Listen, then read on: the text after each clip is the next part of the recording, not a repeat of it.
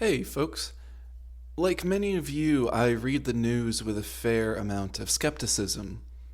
That is, I seek to understand the spin of different types of media and gain clarity on if what I'm being told offers fair criticism and or just praise concerning the topic of hand. This week, we can go beyond that and look at the words directly from the authority itself, Robert F. Kennedy Jr., and some of his recent statements as it comes to public health and the safety thereof. In this edition, we're diving into what happens when the institutions meant to protect us from public health crises go neutral in the name of personal choice. We'll look at the broader implications of institutional silence, the slow purge of science-backed recommendations, and why pretending neutrality is a modality of leadership only paves the way for misinformation to thrive.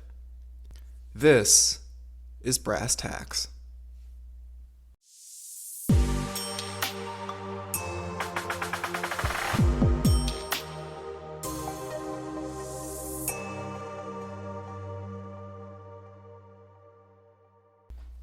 People shouldn't take medical advice from me, says RFK Jr., Health and Human Services Secretary. On Wednesday, when asked if he would vaccinate his children for measles, the Health and Human Services Secretary, Robert F. Kennedy Jr., said, "Probably. My opinions about vaccines are irrelevant. I don't want to seem like I'm being evasive, but I don't think people should be taking medical advice from me." The comment thereof stands as a stark dichotomy to the nature of the sector that Kennedy is supposed to be heading up. But that's kind of your jurisdiction, because the CDC does give advice, right? Asked Democrat from Wisconsin, Representative Mark Pocan. Kennedy responded, saying, "I think what we're actually going to try to do is lay out the pros and cons, the risks and benefits, accurately as we understand them, with replicable studies." These comments by Kennedy mark a change in tune from his previous notions that have criticized vaccinations. Indeed, much of his 2024 presidential run was in part a war waged against the use thereof. Now, as Secretary of the HHS, he has vouched for the efficacy of the measles vaccine, stating that the federal government's position, my position, is that people should get the measles vaccine, but the government should not be mandating those. As of this week, measles, formerly eradicated in the United States as of 2000, now has concurrently passed over 1,000 active cases, including 3 confirmed deaths, the majority of which exist in Texas, but now have spread to over 31 states. Over 96% of the cases are individuals confirmed to be unvaccinated against the disease. Chiefly, this stance by Kennedy ameliorates a sizable veil of cognitive dissonance as to the expectations we hold for our government officials, which echoes in Pocan's words toward Kennedy. Indeed, one of the CDC's prime directives is, or at least was, to provide information and guidance surrounding treatment of various illnesses. As it stands, it appears as though Kennedy and co. are trying to toe a non-committal line regarding health advice towards the general population. This is further exacerbated by the removal of vital public health documents following the inauguration of the Trump administration, which set about its agenda of targeting all things DEI, scrubbing any reference from government websites. These include numerous resources as pertaining to youth health, the LGBTQ+ community, vaccine recommendations, and data sets that could be utilized for further research. Let us be clear. There is space to be held for individuals making their own health decisions. Such as it is, the relationship we hold with our primary care providers is one of our most sacred social bonds. And to be our own advocate for our own well-being and choice of care is a pursuit of agency worthy of recognition. Except that in such means by which we allow ourselves to make such decisions, are we also provided with alternative solutions to the issue at hand. The concern here lies not within, say, getting a second opinion from another resident doctor, but from another source that does not carry a medical license or is some sort of influencer within the medical field.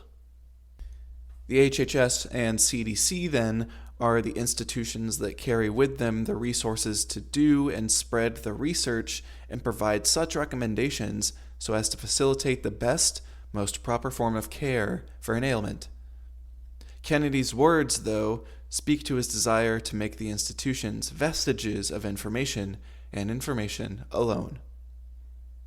If public health is to be efficacious, the HHS and CDC have a duty to serve as an ancillary source of data and guide to supplement the personal relationships we hold with our doctors. This would include recommendations against maladaptive treatments. Thus, by proposing that the leading institutions of public health should not carry such measures along, it becomes directly detrimental to civil discourse and the ability to access informative and potentially life-saving recommendations. And look, it is reasonable, even healthy in some cases, for individuals to feel skeptical about institutions, particularly those that wield influence over the body. After all, the history of public health in America is not without blemish. A discourse on the opioid crisis is for another time.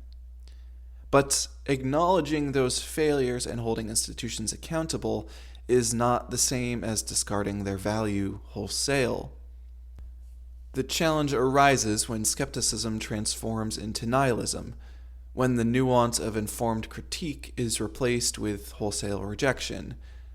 And that is where Kennedy's remarks, though well-intentioned in their own way, fall short. His unwillingness to stand firm on the government's role in medical guidance sends a dangerous message, that neutrality is somehow a substitute for leadership. There is irony, too, that Kennedy wants to remove the influence of our government into our personal healthcare choices, seeing as though he now reigns over a platform which he may spread his own beliefs and conspiracy theories, many of which are unfounded and dangerous. But here's the truth. Like it or not, the federal government is the best equipped entity to gather, analyze, and disseminate health data on a vast scale. It is the only body with the infrastructure to coordinate between local health departments, hospitals, and research institutions across all 50 states. Just as well, it is the only one with both the mandate and the means to respond nationally to an outbreak or pandemic. Further, it is the only force with reach broad enough to touch underserved communities and rural clinics that for-profit medical markets often overlook. To pretend that this capacity can or should be decoupled from advice is to misunderstand the very purpose of public health service. Research without recommendations is just reading material. The role of agencies like the CDC isn't just to publish findings in peer-reviewed journals, it's to interpret them, synthesize them, and present them accessibly and responsibly to the people most affected by them. Saying, "I don't think people should be taking medical advice from me," may sound humble, even cautious. But in Kennedy's position, it becomes an abdication of responsibility. It's not that people should take advice from him, it's that they should expect advice through him.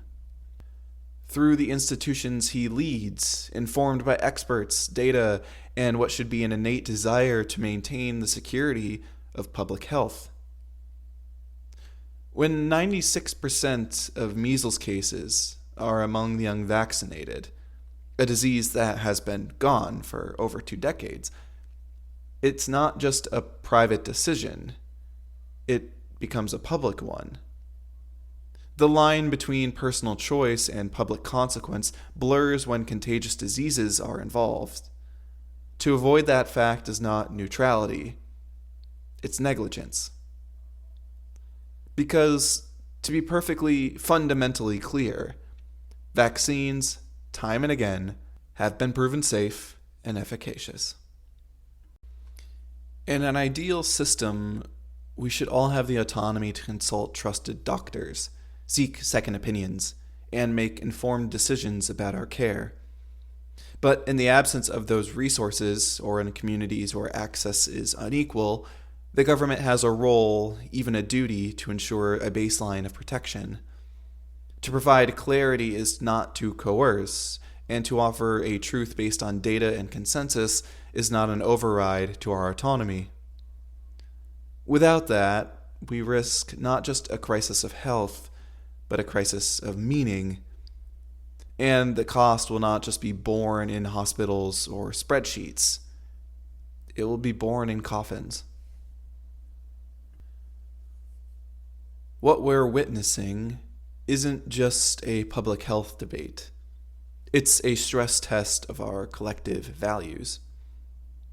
If we cannot expect the Secretary of Health and Human Services to advocate for public health, then who can we expect it from? If institutions with the knowledge, tools, and reach to save lives are being gutted into passive vessels of neutral information, then what are we left with? TikTok threads? YouTube gurus? Politicized pundits playing doctor on national television? What does it say when Casey Means, someone who doesn't carry an active medical license, who dropped out of her surgical residency to be a wellness influencer, has been tabbed by Kennedy to be the Surgeon General? Simply, the nuance of health should not reside in clarity and efficacy of treatment, but in the willingness we carry to pursue setting right our well-being. Today, X causes Y and is treated by Z, backed by peer-reviewed research in the medical world, is in danger of being thrown to the wind of, well, X might cause Y, it might not, it might also be other things, believe what you want. That, friends, is dangerous. This is not about left or right. It's not even really about Kennedy. It's about the precedent, the message, the chilling normalization of shrugging institutional responsibility under the guise of deference to personal choice. And while individual freedom is sacred, public trust is what keeps a society functional. Because when disease spreads, it doesn't ask you about your political affiliation or your podcast queue. It doesn't check to see whether you made your decision based on a double-blind study or a thread on Reddit. It just spreads. What this moment demands is not absolutism, not mandates without explanation, nor fear without evidence. What it demands is leadership and the courage to say, this is what the data says, and here is what we recommend. Real data. That founded by the institutions that have the resources to do the proper research necessary to coalesce it. Only then should the rest be up to us. And that can feel really confusing at times. I get it. The truth is, most of us want to trust something, someone. We want to know that there are people whose job it is to look at the data so that we don't have to. We want to know that when the next disease comes knocking, we won't be left sifting through 1,000 conflicting headlines trying to decide what's real and what's not.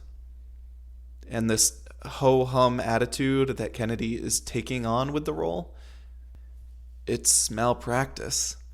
Expulsion of relevant data and recommendation can only lead people astray, adulterating the sacred nuance we've discussed into a measure of conjecture. Yes, again, it's worth pointing out that there isn't anything wrong with the suggestion that people are free to make their own decisions when it comes to their health.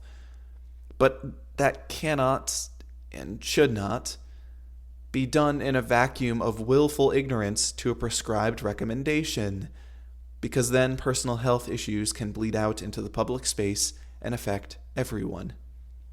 Case in point, the measles outbreak. Unfortunately, what this all means for us is that right now HHS and the CDC cannot be considered an efficacious ally in our health if they are not willing to take a firm stance on specific, proven methods of treatment.